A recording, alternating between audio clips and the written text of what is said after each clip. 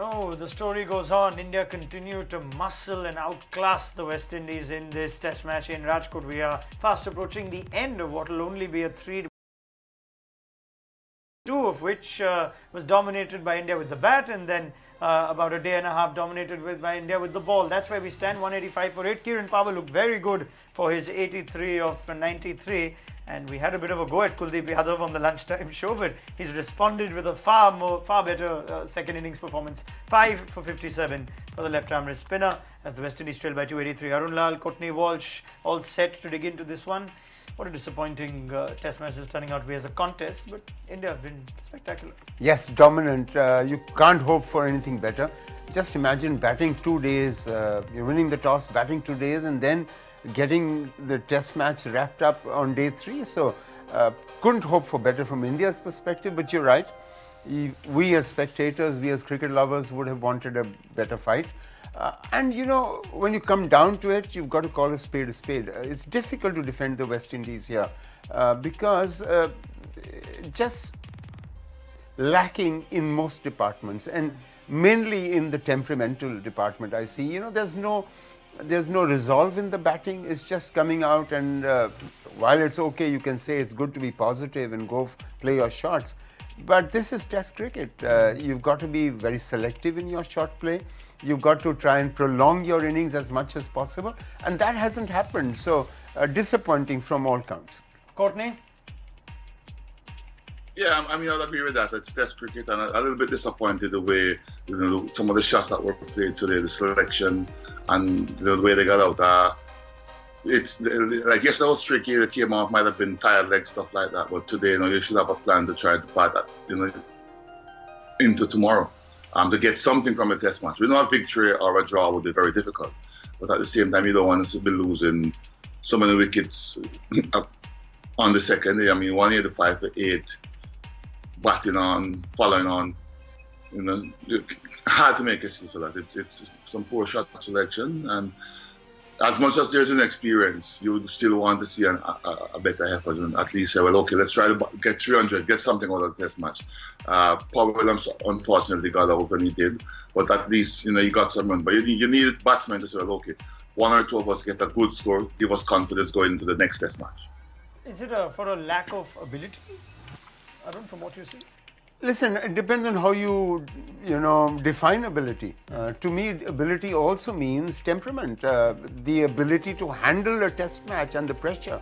So it's not only batting ability, it's all-round cricketing ability, which is certainly lacking. At least that's what's been displayed. Okay, but let's talk about batting. Some of the wickets, Courtney says poor shot selection. How many of these wickets, in maybe throughout, can you think of really good balls that have got the West Indies batsmen out, and how much of it is just their own not doing, some strange sort of catches for the close-in fielders, stumpings, etc.? Nothing. I think all of it is the West Indies doing, because you know, how do you explain 150 runs scored in a session and you lost 7 wickets? It's not a one-day game.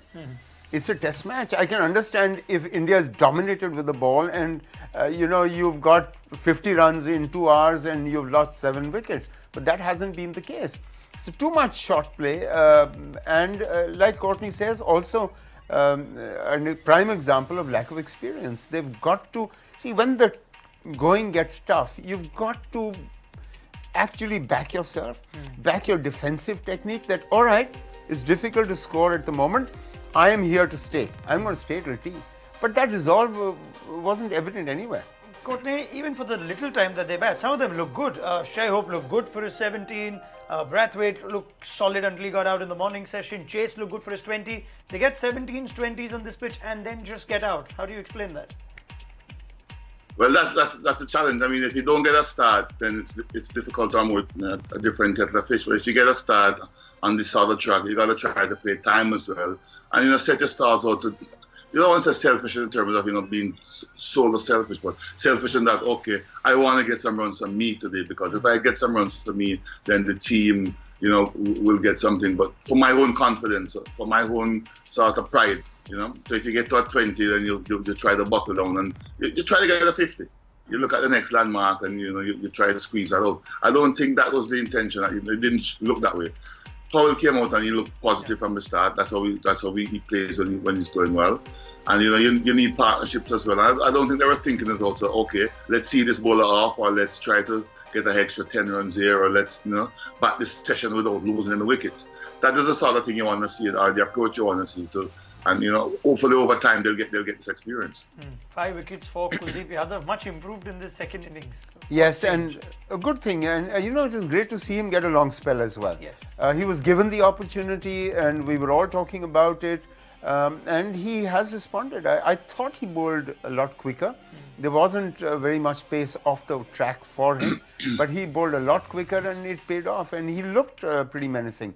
So, positivity sometimes is actually lack of confidence. It's not as though they're playing shots because they believe that they can dominate the bowling. You're playing shots out of fear that this guy's going to get me out, so let me try and get as many runs as possible, or maybe shake him off his line. So there is that kind of fear which was coming through from the Indian bowling. And credit, like you said, to Virat Kohli for actually giving him a long spell. Not a great first innings, and he's been used as the primary bowler in this innings, out bowling even Jadeja. You think Kuldeep might be your third spinner, but it's nice to see that he was backed.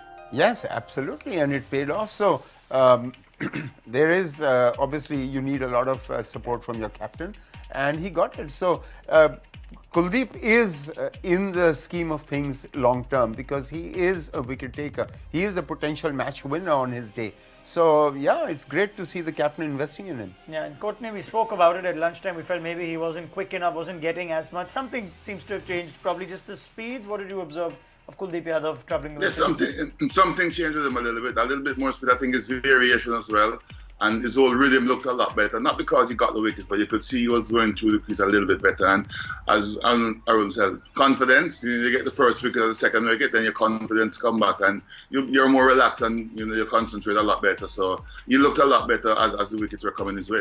Okay, I'm going to wrap this up here because we're going to do a more detailed post-mortem once the final 2 wickets fall. So many thanks to Arun Lal and Courtney Walsh. We'll get your thoughts at the end of this session, or when these 2 wickets fall, which should be the end of this test match. Download the ESPN Cricket for mobile app to stay up to date with ball-by-ball commentary from this Rajkot test, which is now inevitably and firmly heading India's way.